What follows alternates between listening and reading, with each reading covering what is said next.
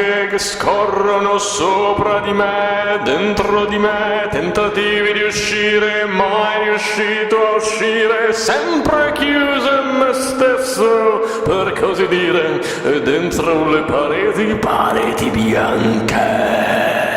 Sento vibrare la mia voce, una voce creativa, da sempre creativa. Dico bagno e appare il bagno, dico io e appaio io. Ho pensato laviamo le mani, lavarsi le mani è utile, pulizia, pulizia estrema. Litri di acqua ogni giorno per lavarsi le mani scorrono, ma dove? Dove? La certezza che non servirà a niente, mani strofinate senza convinzione, non c'è mai la convinzione giusta, ma cos'è la convinzione giusta? Strofinare, strofinare, fino a che punto esiste un punto, e allora provo a pulire i bicchieri. Bicchieri dappertutto, bicchieri, non è assurdo? Soli, sempre soli con la nostra voce, cementati dentro noi stessi, e ovunque centinaia e centinaia di bicchieri. Mangiamo sempre soli, sempre, mai una cena con gli amici, mai una cena con i parenti, mai una cena con noi stessi, sempre, sempre soli, e tutti questi bicchieri, da dove sono usciti questi bicchieri? Mai il coraggio di distruggerli, farli a pezzi e lasciarli sparire da soli, sarebbe il caso, sì? E invece devo pulirli. Pareti bianche dove scorre la mia voce, uscire, correre avanti e indietro per uscire da questa casa. Cercare un sole e trovare solo il lampadario. Qui ogni cosa tra queste pareti vibra del suo rumore, apro le braccia, li lascio entrare finché posso sfogare il mio tormento. Senti la voce, rimbalza dappertutto, torna indietro e mi colpisce, palline di gomma, innocue ma fastidiose a lungo andare, corpo segnato da cicatrici, contusioni ridicole nell'anima, palline che mi colpiscono al ritmo del tempo che passa, ma non per me. Terminarsi non è previsto da contratto. Stanze da cui vedo solo il soffitto. Sono io il soffitto, sono io che guardo me stesso. Scorrere nella mia altezza limitata. Dov'è uno specchio adatto? Datemi uno specchio. Questo fantoccio no, non sono io. Vedi quanto è distante? Vedi la sua inefficienza. Io non sono qui, non sono lì, non sono là. Le volte passi nella mia testa, passi, sono lavoro, mi sento timbrare il cartellino, entro e faccio il mio dovere, dentro la testa stipendio medio alto, pura formalità. Il mio lavoro è garantire la mia presenza, una presenza che sento dentro la mia testa. Ma qui dov'è il mio lavoro? Dove? Passi lavorativi dentro il mio cranio stanco, passi che mi conducono in un punto a capo. Mi garantisco un ottimo stile di vita. Passi. Ho provato a uscire, ma ho fallito miseramente. Qualcuno mi ha detto ti basta aprire la porta, ma nessuno di loro è riuscito a dirmelo qui dentro, qui nella mia voce. Corpo paralizzato nell'architettura, malattia edilizia, compenetrazione con gli oggetti, calore artificiale, mancanza provvisoriamente, calore da un termosifone, amore arate.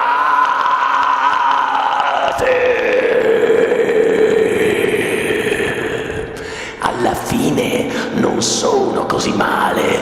Ho delle passioni, degli interessi, degli abyss delle cose che mi aiutano a passare.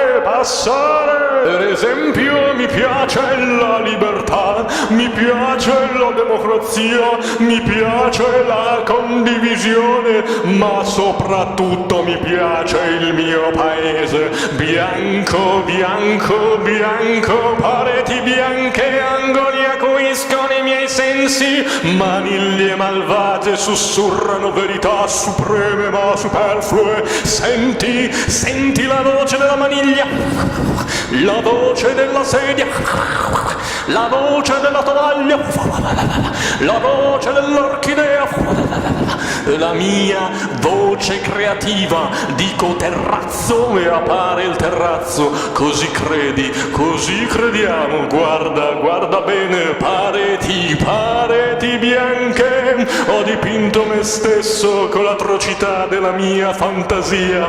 Alberi, case, cielo, nuvole, frutto della mia immaginazione scellerata. Sono un tintore di pareti bianche che mi chiudono in faccia la verità della mia incostanza. Respiri, senti l'aria, io non sento niente. Dov'è l'aria? Movimento automatizzato del mio corpo ignorante, voce che rimbomba contro il mio cielo minorato, un'immagine in movimento e io nell'immagine, cartolina attaccata sopra un muro che non posso toccare.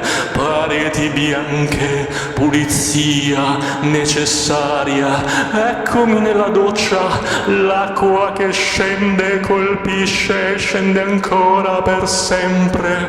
Vorrei lasciarmi andare qui, scomparire nell'acqua, rimpicciolire fino a fratturarmi la voce, ma anche l'acqua esce dalla mia casa, anche l'acqua non è che un elemento della mia frustrazione. Pulizia!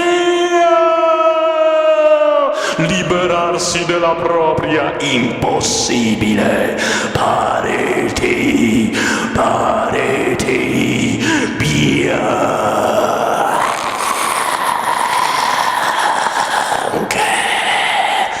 Ho pensato alla vera pulizia estrema.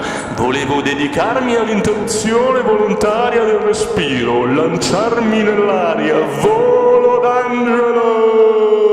Ma poi ho capito, dentro di me non esistono finestre abbastanza grandi per la mia esuberanza suicida, e ho visto la mia foto nel telegiornale del mattino, la mia faccia grottesca, ridicola e demente, magari una foto dove sorrido, capite? Un uomo felice. Lasciare una lettera che tutti fraintenderebbero e tutti chi del resto, un coro di opinioni sventrerebbe il mio cimitero, agitandone il cadavere come una bandiera. Un attore grossolano interpreterebbe la mia morte ridicola sullo schermo. Vivo, morto ma vivo. E allora perché? A che pro uscire dal mio stato per entrare in un altro stato? Del resto io sono un pessimista e poi amo guardare il mio paesaggio. Là, un albero, senti la voce dell'albero. La voce dell'albero.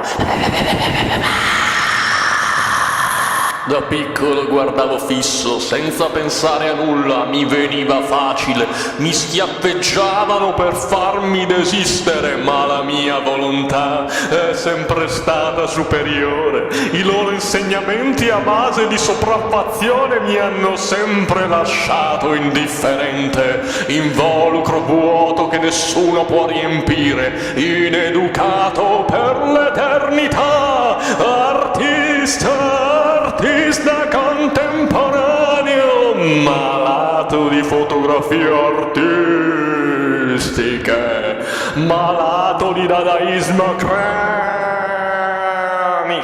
quadri di abissale stupidità artistica. mistica, quadri dove contemplare l'insufficienza del mio aspetto. Ho un compagno intimo qui dentro da qualche parte, ci prendiamo insieme sbronze colossali di disperazione, mi attacco al suo pulsante esplora per sentire con più intensità la tristezza che governa il mondo. Aggrapparsi al pulsante esplora per sprofondare l'inferno, un inferno di pose disgustose, un inferno di facce raccapriccianti, un inferno dove l'artifizio ha preso il sopravvento e stupra la mia umanità repressa.